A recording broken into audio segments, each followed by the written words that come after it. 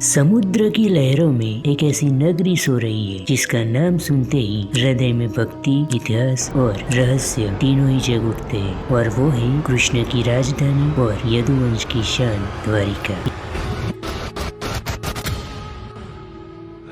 यह कहानी है उस द्वारका नगरी की जो समय के साथ समुद्र में डूब गई और अपने पीछे अनेक रहस्य छोड़ गई। कैसे यह नगरी समुद्र में डूब गई, तो आइए इसके पीछे की शुरुआत से अंत तक की पूरी कहानी जानते हैं। जय द्वारकाधीश मित्रों, आज से 5000 वर्ष पहले महाभारत के समय में श्री कृष्ण और यदुवंश पर एक के बाद एक जरासंध हमले किए जा रहा था। जरासंध के हमले से बचने के लिए और अपनी प्रजा के रक्षण के लिए श्री कृष्ण ने निर्णय लिया कि मथुरा में से लोगों को बाहर निकाला जाए। अब उनकी प्रजा को रहने के लिए एक नए नगर की जरूरत थी और इसीलिए उन्होंने समुद्र देव से समुद्र के बीच जमीन मांगी। तब समुद्र देव ने द्वीप के रूप में उनको जमीन दे दी और उसी भूमि पर भगवान कृष्ण के आदेश से विश्वकर्मा ने एक अद्भुत नगरी का निर्माण किया। इस नगरी में 7 विशाल द्वार थे और इसीलिए उसका नाम रखा गया द्वारिका।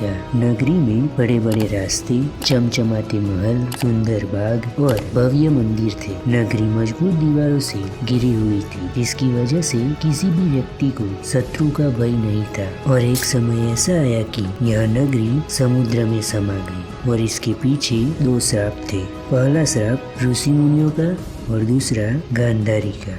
आज हम देखेंगे कि ऋषि मुनियों के श्राप से द्वारका कैसे डूब गई। महाभारत का युद्ध समाप्त हो चुका था और द्वारका में धीरे धीरे अहंकार की आग बढ़ती जा रही थी। जो लोग पहले शांत थे अब उनके अंदर घमंड आने लगा था। उनके मन में यही था कि हम तो कृष्ण के लोग हैं, हमें कौन हरा सकता है। और इसी अहंकार की वजह से जन्म हुआ श्राप का। उस समय यादव वंश के युवा अहंकार से भरे हुए थे और वहाँ पर महान ऋषि और नारद मुनि आए और तभी युवाओं ने उनकी मजाक उड़ाने की सोची। कृष्ण का पुत्र शाम एक गर्भवती स्त्री की तरह साड़ी पहनकर ऋषियों के सामने खड़ा हो गया और अन्य युवाओं ने ऋषियों से प्रश्न किया कि हे ऋषि मुनियों, यह स्त्री क्या जन्म देगी।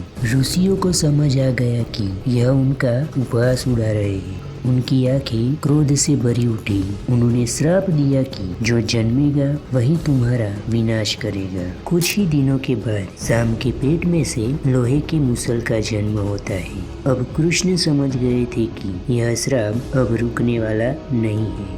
कृष्ण ने और उनके दादा उग्रसेन ने आदेश दिया कि इस मुसल को चूर्ण की तरह पीसकर समुद्र में फेंक दो। आदेश के अनुसार इस मुसल को पीसकर समुद्र के अंदर फेंक दिया गया, लेकिन समुद्र की पानी की वजह से वह धीरे धीरे समुद्र की तट पर आ गया और वह पिसा हुआ मुसल लंबी और नुकीली डालियों में बदल गया और वही यादव वंश के विनाश का कारण बना।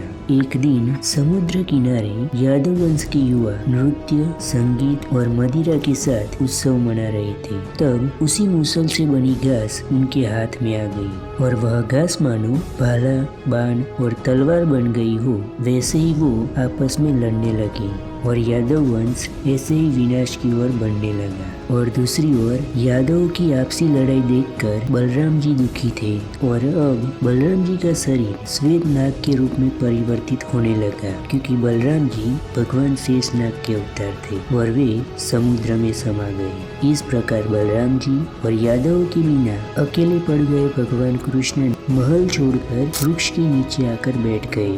तभी जरा नामक शिकारी को उनका पैर हिरण की आंख जैसे दिखाई दिया और फिर उसने तीर छोड़ दिया जो कृष्ण के पैर में आकर लग गया और इसी प्रकार पूरा यादव वंश नष्ट हो गया और द्वारका नगरी भी समुद्र के अंदर समा गई। जो आपको यह वीडियो अच्छी लगी हो तो कमेंट में लिख देना जय द्वारकाधीश, क्योंकि मांगेंगे 1 और देगा 20 वही मेरा द्वारकाधीश।